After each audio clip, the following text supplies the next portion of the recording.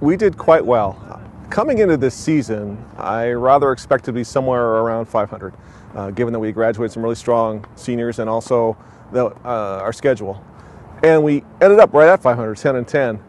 But the way we finished 500 was very encouraging because the last 7 matches or so of the season, we played great. We lost in the playoffs. I think we were maybe 5-3 overall, but we played extremely well. And some of our players took a huge jump. Emily Otteson for one, Emily Stagora, some others. So there's some very encouraging signs going forward. So, I knew it was going to be less than we're used to in terms of wins and losses this year. We've had an amazing run for the past 6-7 years, and we did fine this year. And we finished 4th in the Minnesota Conference, and we finished 10-10 overall.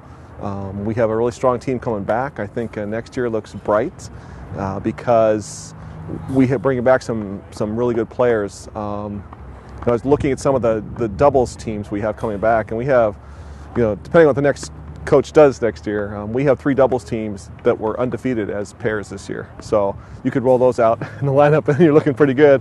And our singles players are getting really good too, with Solveig and Emily Otteson, Morley, and we have a couple people probably competing for 4 next year too. So it looks bright for next year. It's really exciting. It was bittersweet. It's so fun to be around these kids. It's so energizing. It's such a great group. I've been blessed with an amazing group of families here.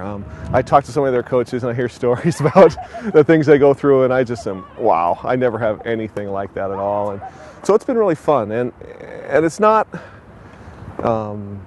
as bittersweet as it might have been, because I still plan to be around. I'm going to come see the girls play. Hopefully I'll have some time to volunteer next year.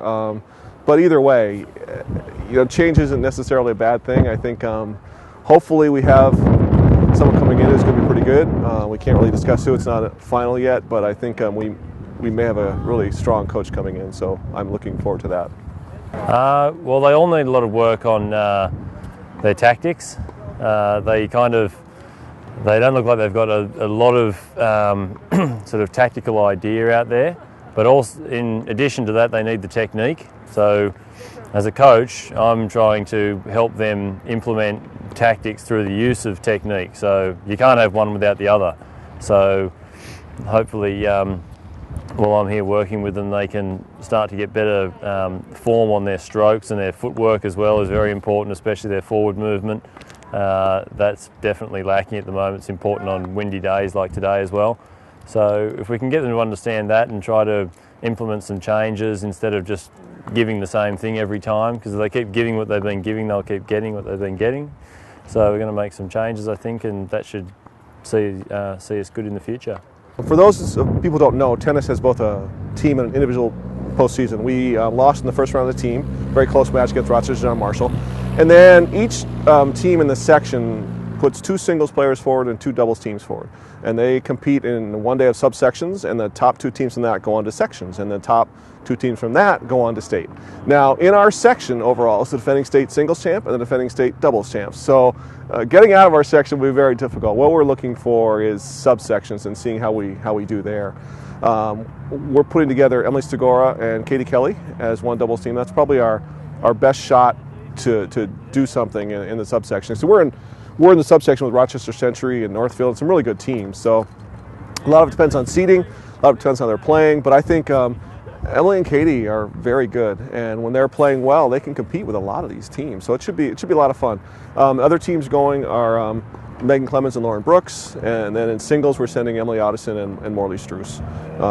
Solveig couldn't make it because of her back injury. Otherwise she would have certainly been in the individual portion of postseason play. Well, I think we got a lot more competitive as the season went on. Especially our doubles combinations. We sort of tweaked them around a little bit and tried some different partners with different people.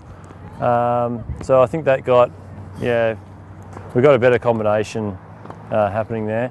We need a bit of work on our singles play, but we've got a couple of young kids here who are going to be with the team for at least another 4 years, so we can get them progressing as they get bigger and stronger. So they should be very competitive, if not some of the best in the district in 3 or 4 years' time.